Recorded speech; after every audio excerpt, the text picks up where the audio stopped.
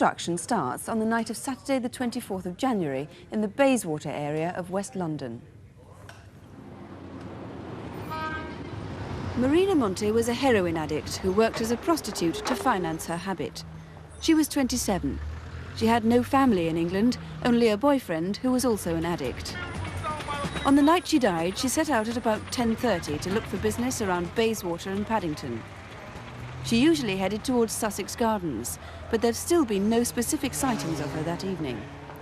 Her killer may have been among her first clients.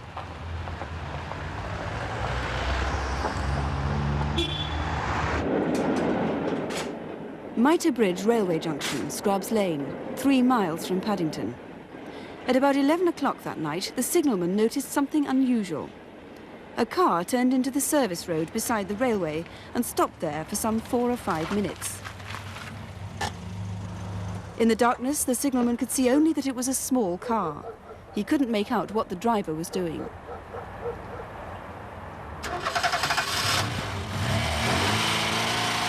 Marina's body was found there by a railway worker at 7:15 the next morning. She'd been strangled, and her boots and handbag were missing.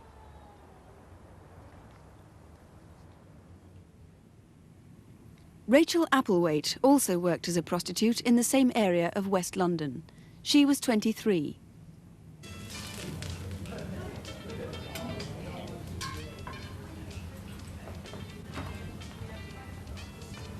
Rachel lived in a DHSS hotel in Earl's Court with her 20-year-old boyfriend, Ian.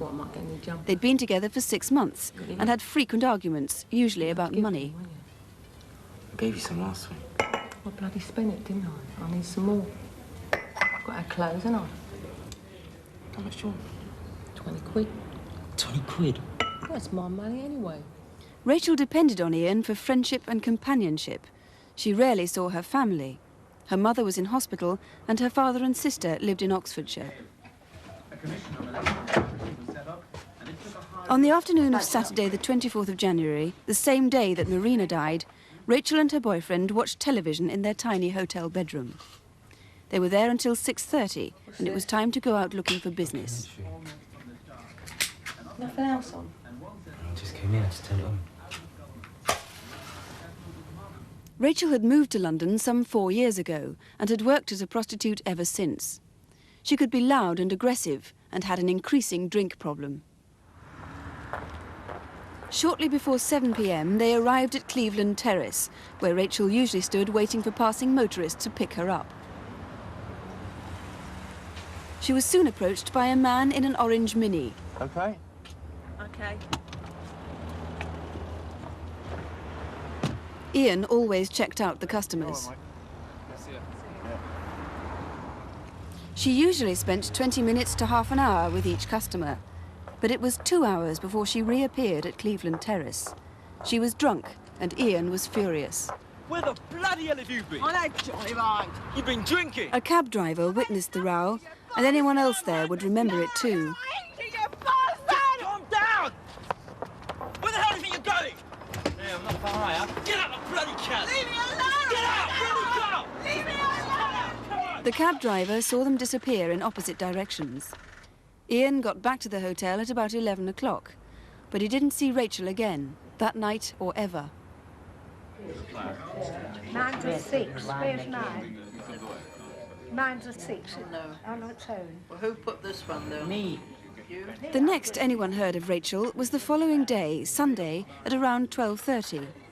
Her father was making his daily visit to her grandfather in an old people's home in Oxfordshire.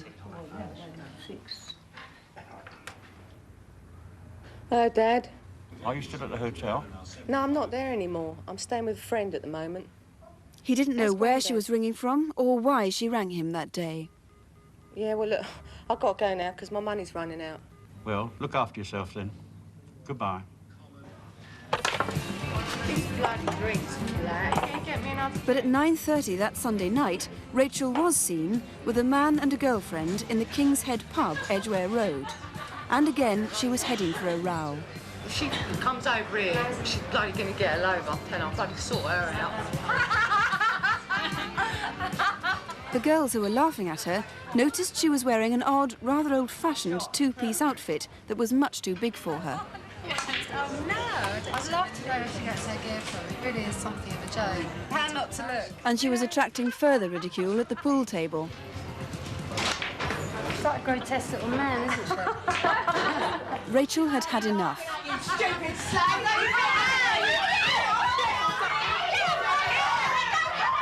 It was a fight that everyone in the pub that night certainly witnessed.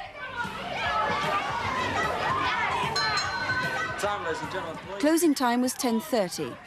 The events which followed the fight are crucial if police are to find her killer. Look, just forget it, all right? I'm going to the loo.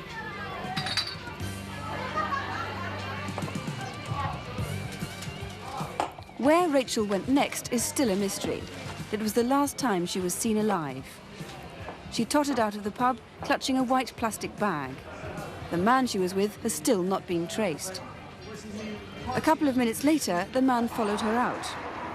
Police don't know whether the two met up again outside.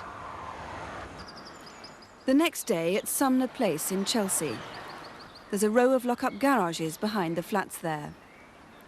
At about midday, a resident returned to her garage after 24 hours away. Rachel's body had probably been dumped from a car, as Marina Monte's had. And like Marina, she'd been strangled, and her boots were missing too.